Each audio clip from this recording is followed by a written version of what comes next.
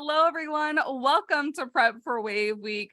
This is day one. This is Foundations Day. We are setting up the foundations for the rest of Prep for Wave Week. So tomorrow you'll have operations, then we have marketing, then sales, and then expansion.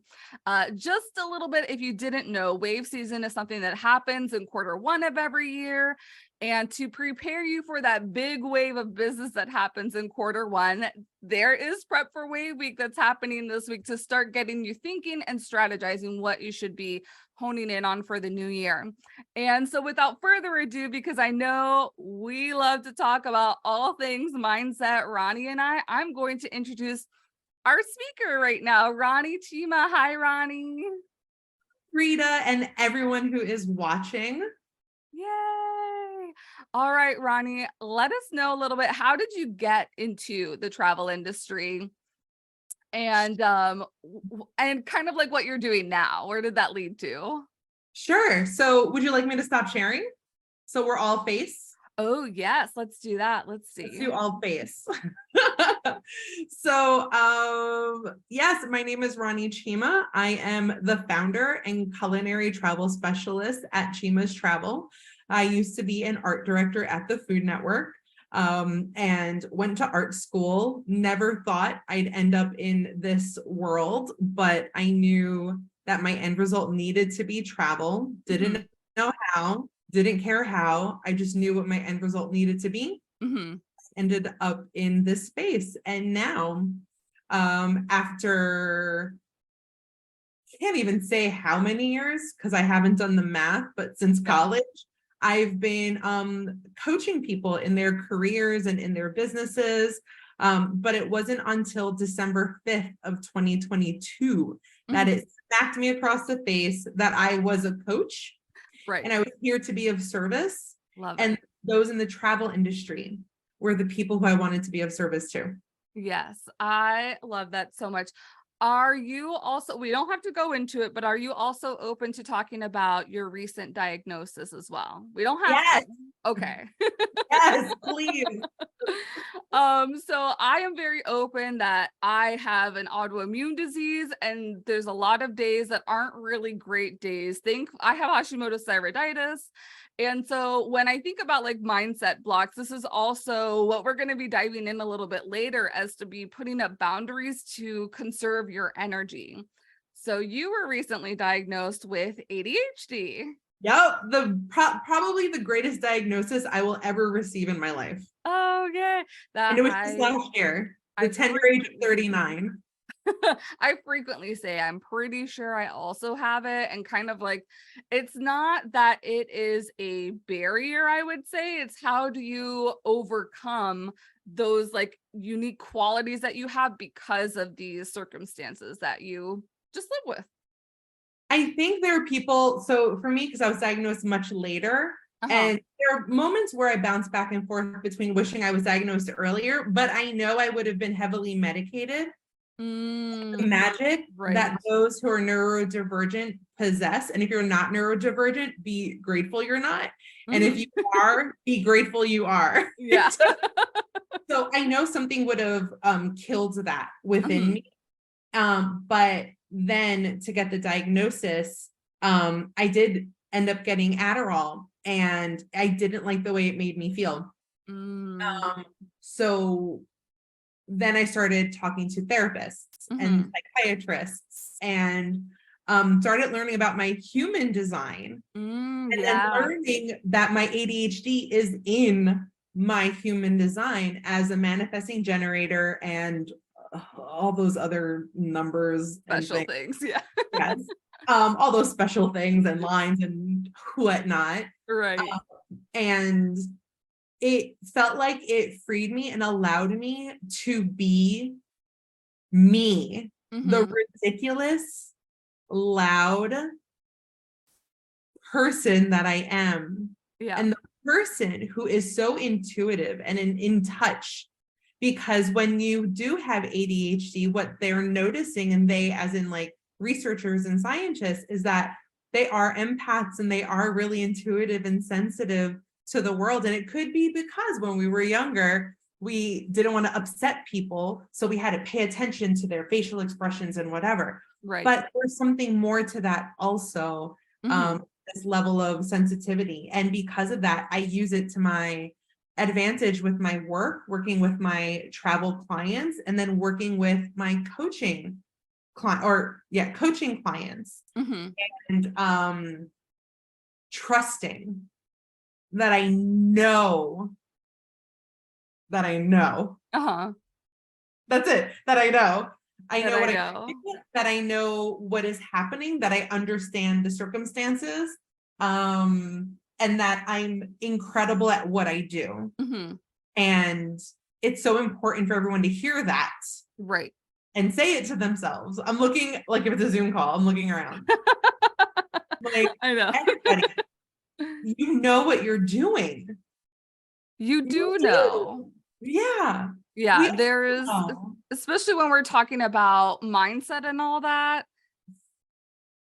It's easier said than done to be like, you know what you're doing, and you know what you're meant to be doing, and you know what you don't want to be doing as well. So like really leaning in on that.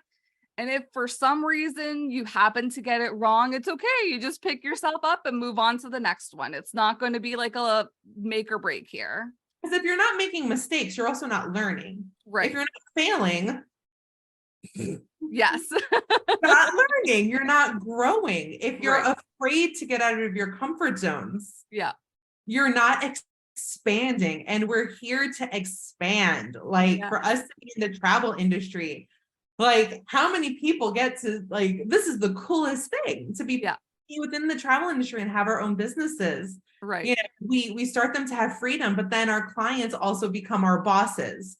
So in this, we'll also talk about how you can prevent that from dictating your life.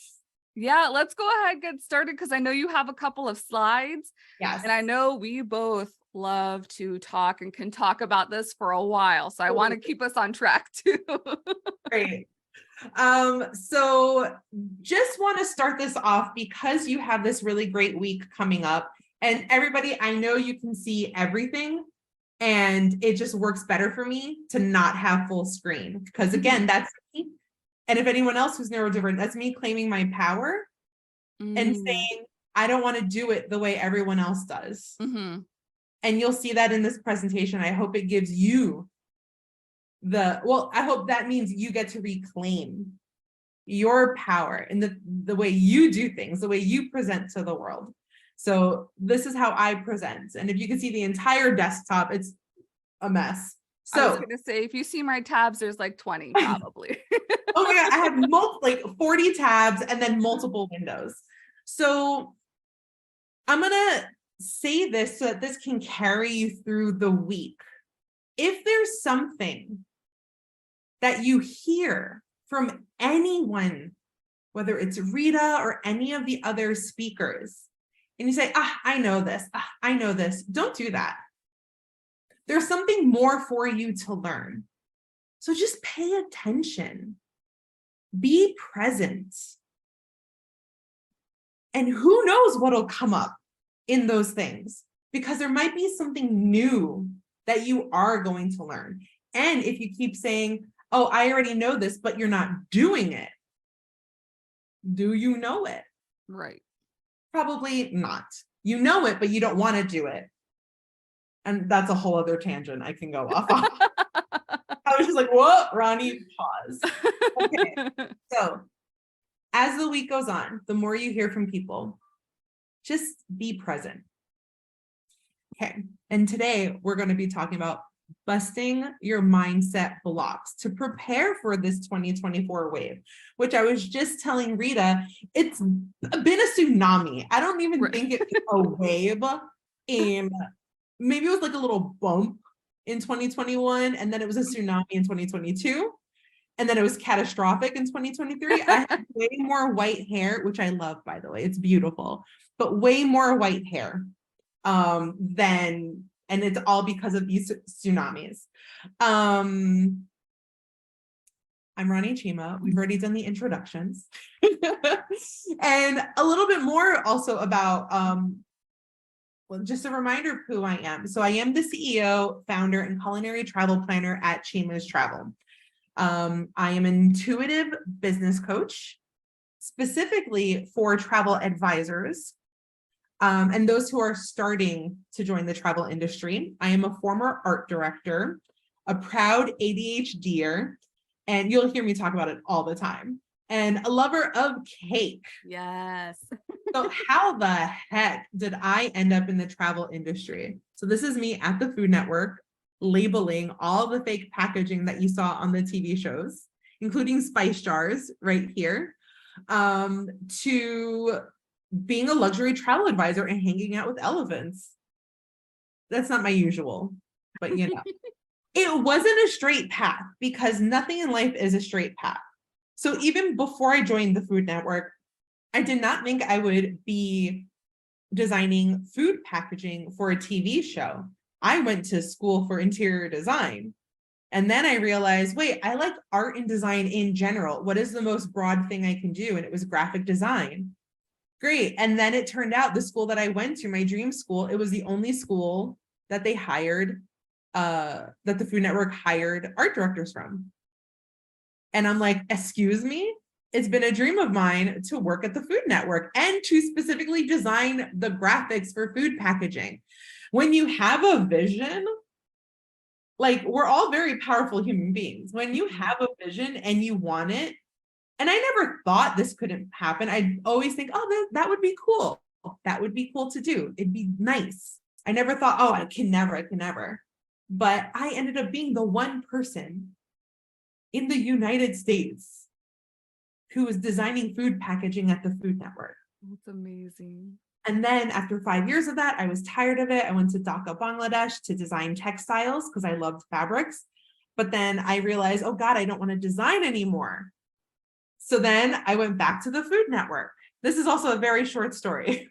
There's so much more magic and like following my intuition, following my joy, following the thing that excited me most. The day that I left the Food Network officially was a day, every single day I woke up and I loved my job. Technically, I was with the art department, but also the kitchen, test kitchen. And I loved working with the people in the test kitchen. I never had to go food shopping because there was always extra food on set. It was amazing. And one day I woke up and I said I was done. That same day I gave them my 2 months notice because I knew I needed to train someone. We were taking a break from another show. It was, give them 2 months notice. And I have no regrets about that. But everyone else in my life thought I was an idiot. Few people told me, are you ridiculous? There's a recession. For an artist to have a job where you're making a significant amount of money, like how could you do this? But I didn't listen to them. My body knew what I needed to do.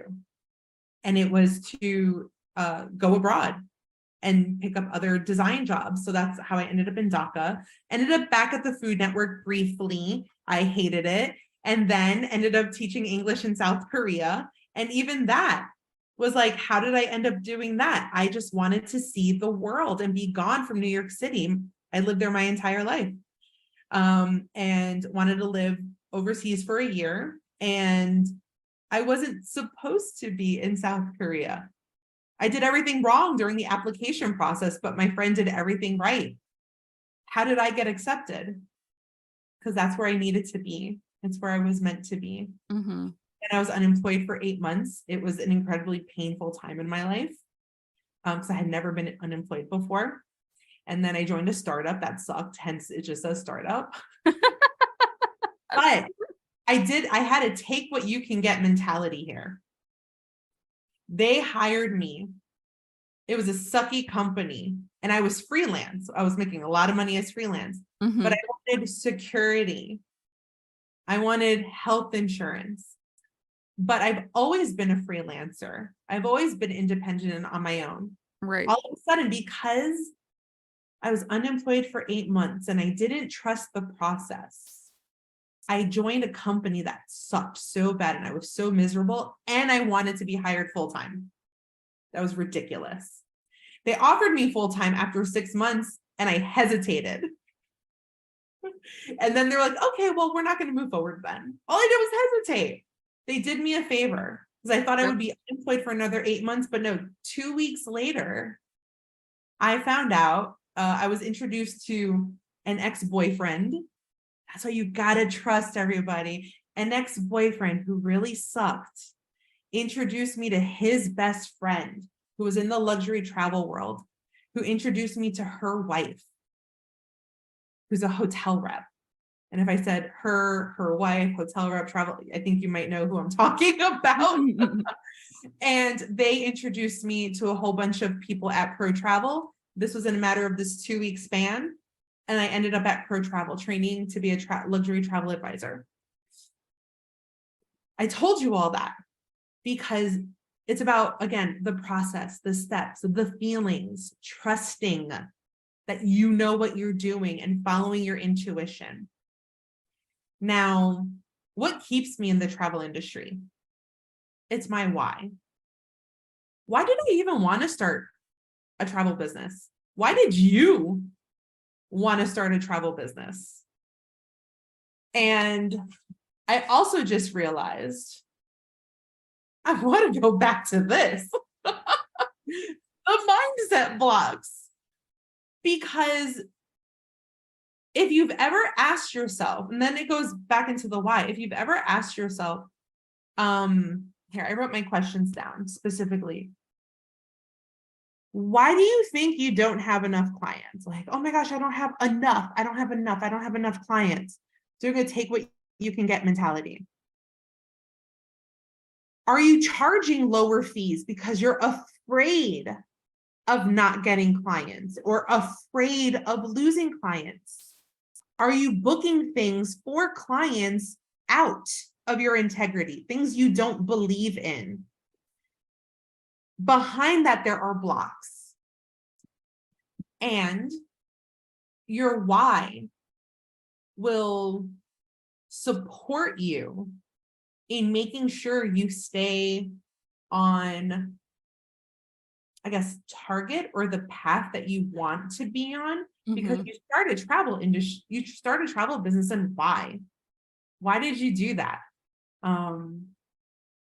And I'll say some of the things that I'm pretty sure all of you, because I was that person, I'm sure Rita too, you want freedom, you want financial freedom, you know what you're doing, and you hate working for other people. Me personally, I have a problem with authority. So I can't work for other people. And I mean, this is a little harsh to say, but there's probably some of you who are like, everyone I work with is dumb and I'm incredible at what I do. Why am I holding myself back?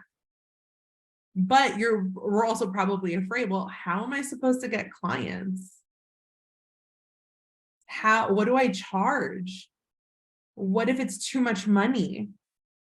Because I know there's some people here who only charge $150 for their fee, and they depend on commission. And they might charge that fee after the client travels.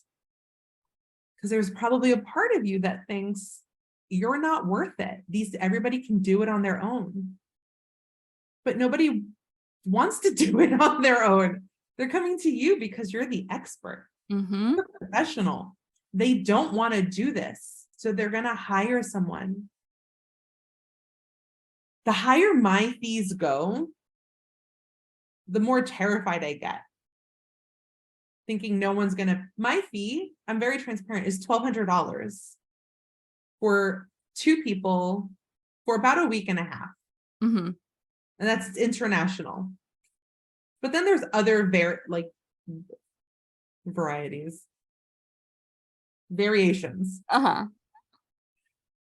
in fees. Because if it's just a weekend getaway, what is that? And if I'm VIPing them and they want to do experiences and activities, maybe that's $600. But even when I have to charge someone $3,400, which came up once, even I get scared. Right. And I'm like, I'm going to pull this back and change all my rules. And I'm going to only charge them $2,400 for these 2 weeks of travel. Japan, guys, charge your fees for Japan. Charge your fees for everything, but Japan, do it. Um, but anyway, so it's the why. You want to make more money. You wanted to have freedom. You knew what you were doing. You're excited to be on your own, but there's so much fear. Your why is a thing that carries you through this. So for me, not only was it all those things, but it was also because I want to counter the negative things we hear about money and people with money. All Mm, here is about people with money doing horrible things to the planet, but you don't hear about people with money doing remarkable things on the planet. mm-hmm. Because we're taught to hate money. We're taught to think having money means we're greedy. Mm-hmm. But guess what? We're not cave people. We don't have to build our huts.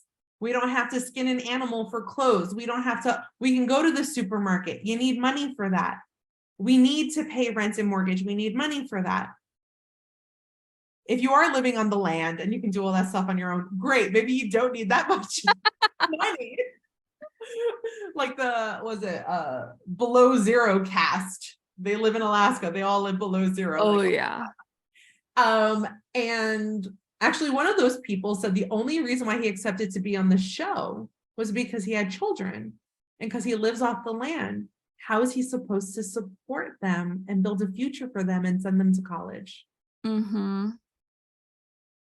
And it wasn't a sacrifice for him. He was sharing, like, his reason why he's doing the thing he's doing on the land, why he loves it, and then shared why he wanted to show people, even though he's a hermit and lives in the mountains, why he wanted to do this. So your why carries you through. I feel like I'm going all over the place.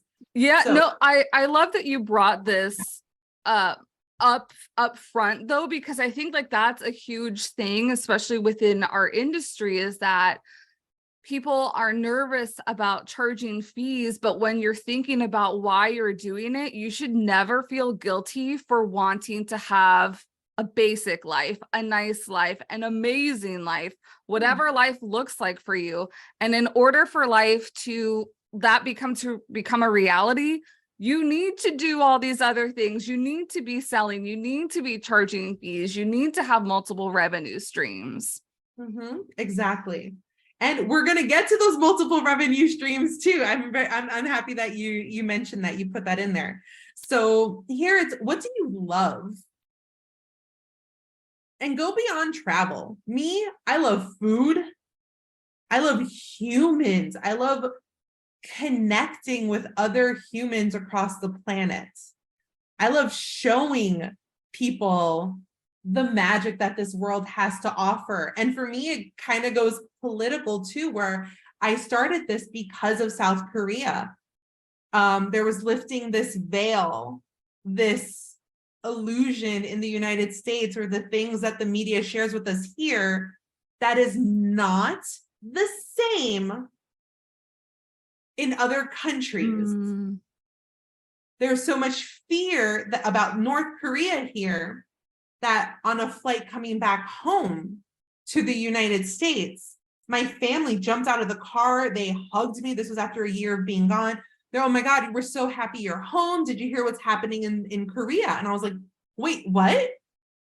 Freaking out, worrying about all my friends who are living there, who aren't US citizens, who are Korean citizens, who are stuck there. And then they were sleeping by the time I can call or reach out to anybody. So I couldn't hear from anyone. And then I found out, wait, my friend was like, what are you talking about? Like, it's all over the news that North Korea is, and they're like, North Korea is always doing something. Right now, we're more concerned with our new president trying to regulate the length of skirts. Wow. American news, the rest of the world.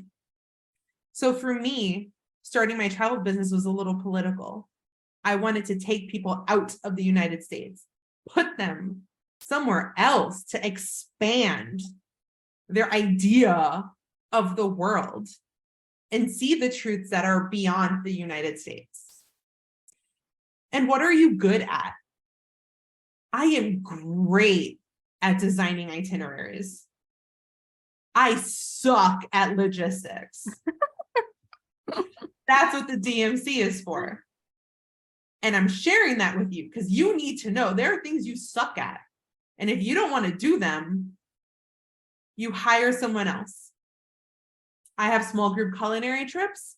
I could design the most, oh my God, magical and heart-dropping experiences. And I'm like, wait, how do we get from here to here?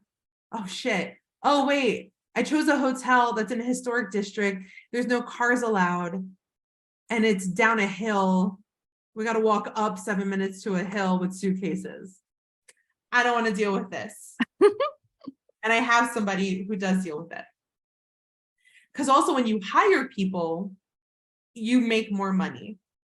When you raise fees, you make more money. When you make decisions, even scary ones, you will make more money. Mm-hmm. And it's not just, oh, I got to hire this person.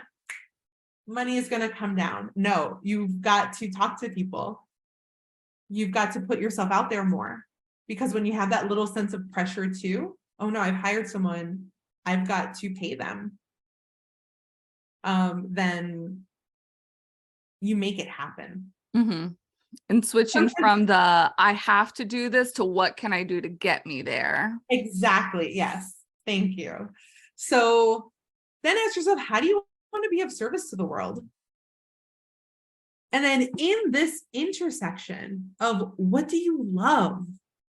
What are you good at? And how do you want to be of service to the world? Is your magic. There's a gift that you have. Not everybody wants to do this. Not everybody believes in themselves enough to do this. You have a gift that the world needs. If you have a desire, your desire, whatever you believe, if you believe in God, the universe, source energy, whatever kind of magic, and if you don't, because even atheists call it the placebo effect. But nobody denies this magic. Your desire is God, the universe, the placebo, blah, blah, blah, blah, blah, way of communicating with you, telling you that this is the thing that you need to do. This is your next step. And you follow those breadcrumbs. And not to worry about the how, because the how is the dream killer. Mm-hmm. It kills desire. Mm-hmm. I didn't worry about the how when it came to travel. My end result was travel. Done. I interviewed it as a concierge for hotels. No one wanted me. I was like, I guess I could be a tour guide in New York City. I know my city in and out. And I was like, oh, I don't want to do that. But having the end result, knowing that it was travel. I met this guy, met his best friend, met her wife, and then this is where I ended up. And I feel like when you know exactly what you want to do and why you want to do it, the how just shows up. So if you're not sure exactly how you're going to do something, I don't think you know exactly what your why is or your what you want to do. Yeah. And to also go back to the why, I also wanted to build schools for the deaf in remote parts of the world. Because I watched a video on, it was either the BBC or Sky 4 on YouTube about this boy who was 15 years old, and he lived in a remote part of Africa. And he was deaf. His family didn't know how to communicate with him. They used pretty like archaic and simple like signs and he's pointing and whatever. But he couldn't go to school.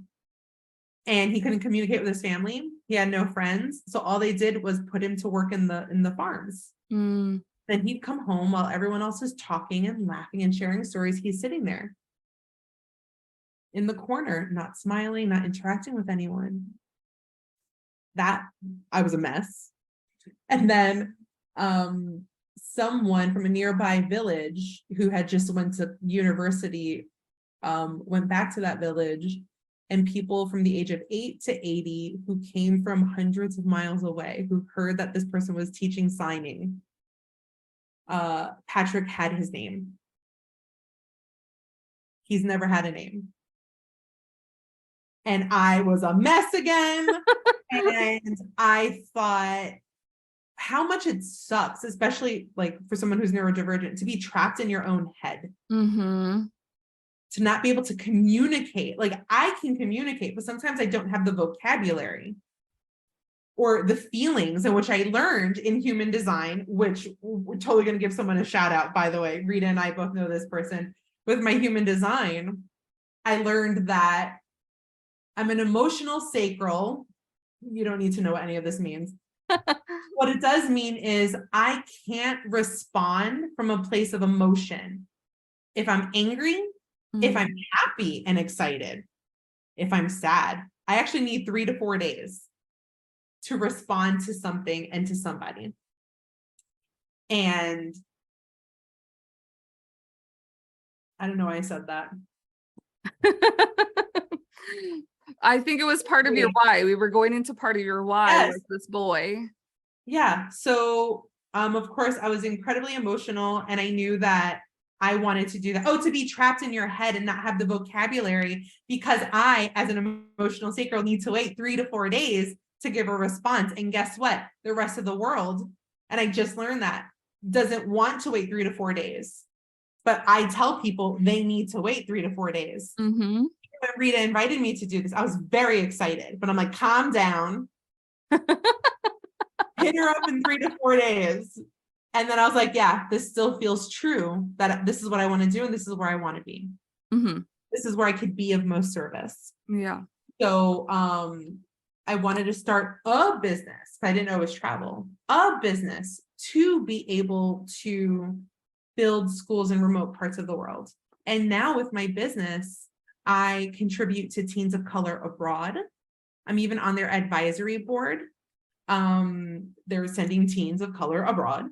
They're getting them passports and everything. And I was able to hire a lawyer for Pablo Garcia. He was a young man who was convicted of a crime, but the DNA tests were debunked, and it was an illegal thing. And today actually, he gets to give an oral argument with a lawyer, and it was his dream lawyer we were able to hire. So when you make money, you can contribute to society and help the world, and maybe, combat the Elon Musks or the Jeff Bezos and so on and so forth.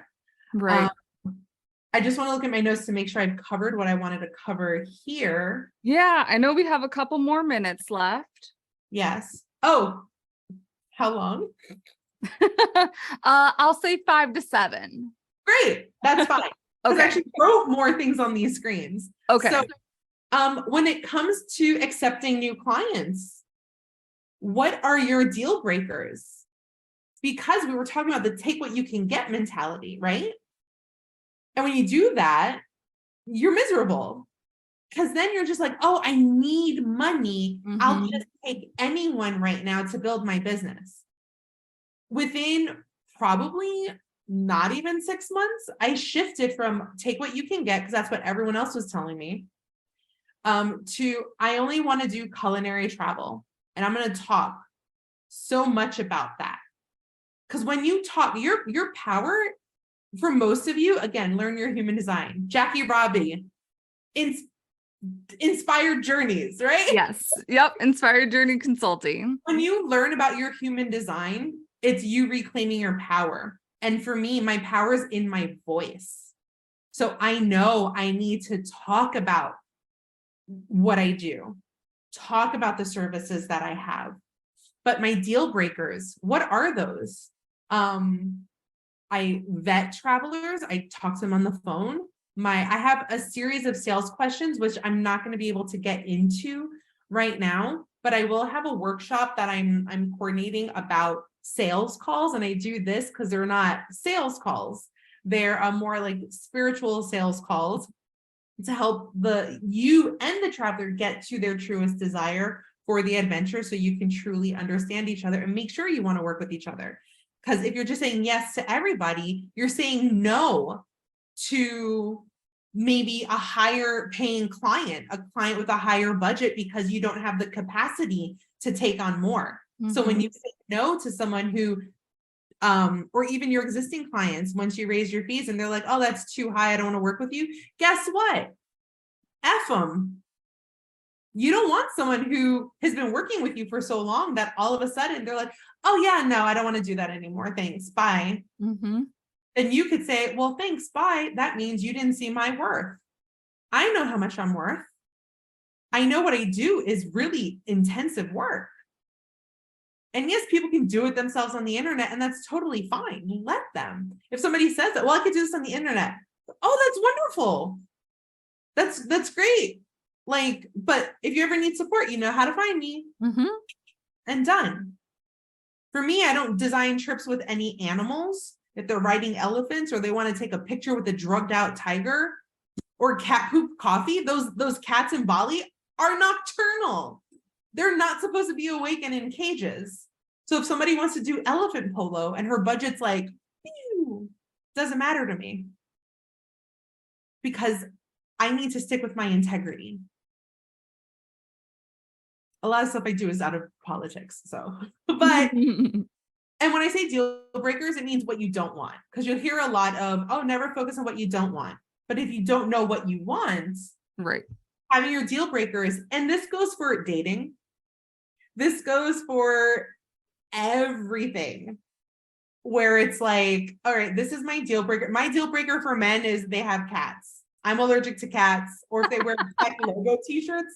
But also goes deeper than that. Someone who complains about their family and friends. Someone who talks down about their family and friends. Someone who hates their job, but they're staying. So with your deal breakers, you can go all over the place and then go into your wants. So the second you hear a deal breaker from a lead, wipe your hands of it, because that's you knowing your worth and also protecting your sanity. Okay, so how do you make money in your sleep? Some of these, yeah, you can. Others, you can't. So I do, because my fees are high, and I do high. I met someone on a fam trip just recently. Her fee is $2,000. And that was a punch in the gut. And I'm like, oof, I can see where my edges of discomfort when I heard that. That was the highest fee I had ever heard from somebody. And anybody who's watching and feel like you're judging, it's because, take a look at that. Take a look at your judgments. Maybe you want to be there, but you're not there. And you're like, how dare that person respect themselves enough to charge $1,200 or $2,000 for really intensive work? So having on-demand trips had really helped me, because these are itineraries. We all have itineraries that someone didn't take, and I just put them up on my website. And guess what? You can pay for my service. It's always lower cost. You can pay for my service for this on-demand trip.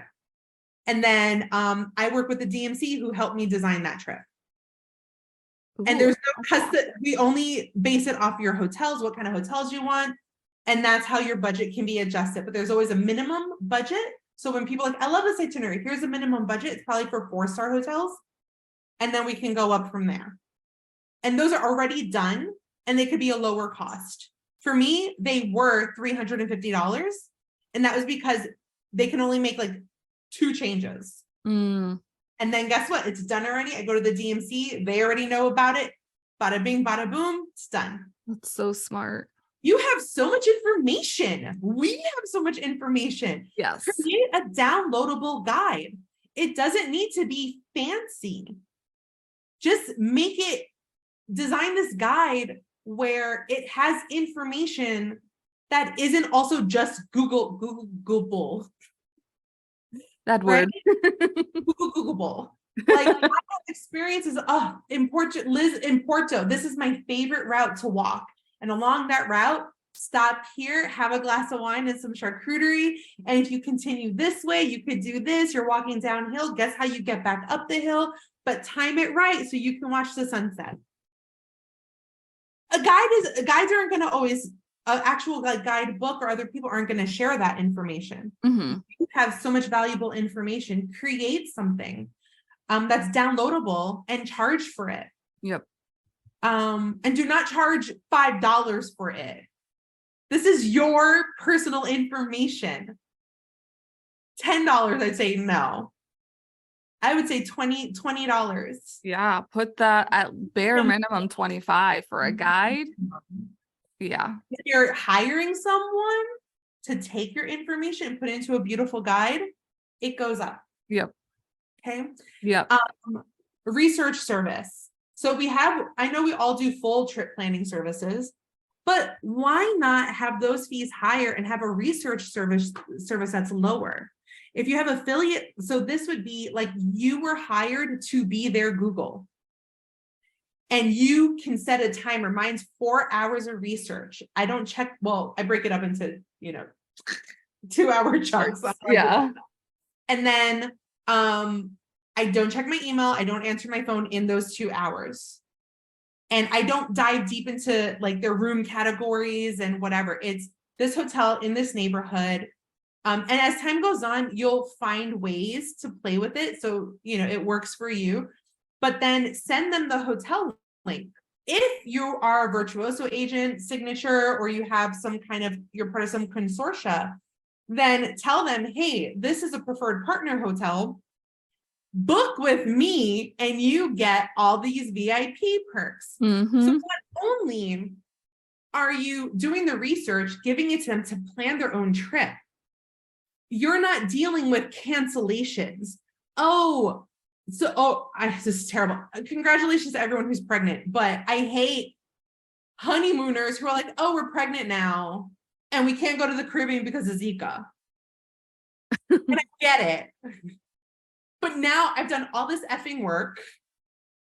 Guess what? I'm also charging you an additional fee because I've already designed this. Now we have to change it completely. Right. So in those circumstances, I let them know, you know what? You can split that fee. I can do a research service. You can book all this stuff on your own. Here are some VIP hotels. And that's it. If you have affiliate links, include your affiliate links, travel insurance, whatever it is. And then referral fees. If there's someone you're like, oh, I don't want to work with this person, but I need the money. But you know someone else who could be of service to that person better than you. Because I've done that for Southeast Asia, specifically Thailand. No, I know someone who's way better than me who can do this really intricate trip. And I'm gonna charge a referral fee and they can keep that client. And I'm fine with that. Mm-hmm.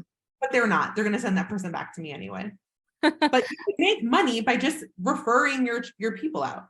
I love all these because especially when we're talking about mindset blocks, a lot of us think the only way to make money in travel is that like by selling travel and selling services. But there is so much more that you can do, especially nowadays. And there's so many different tech that's out there to help you accomplish this as well. So like this, I love this slide. And then I'm going to wrap up. But yeah, I was going to say 2 minutes. Yes. The travel industry is very abstract.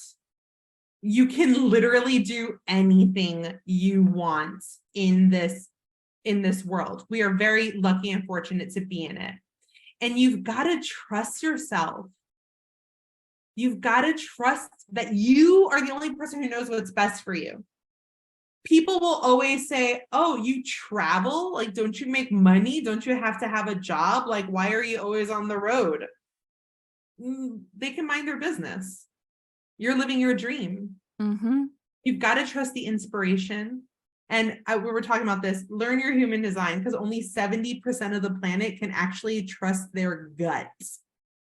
I can't help the other 30%. I'm sorry, but 70% trust their gut. Or tap into their dantian, which is your midpoint in your body, and that's where your truth lays. So I hope this was helpful. Yeah. And yeah, I covered everything in my notes. Awesome. That I don't see any questions right now, but if any questions pop up, add them here. I'll go ahead and I'll filter them over to Rani. This was really, really great and it covered a lot. So I am so glad, one, that we connected, and two, that you said yes and joined us here on Prep for Wave Week this week, Rani.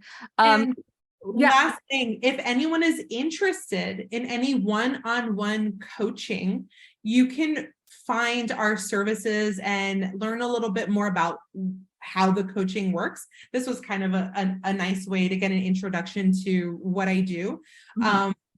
You can visit cheemastravel.com and go to coaching services, and you can learn more about what the intuitive travel coaching looks like for your business. And we will talk a lot about money and fees.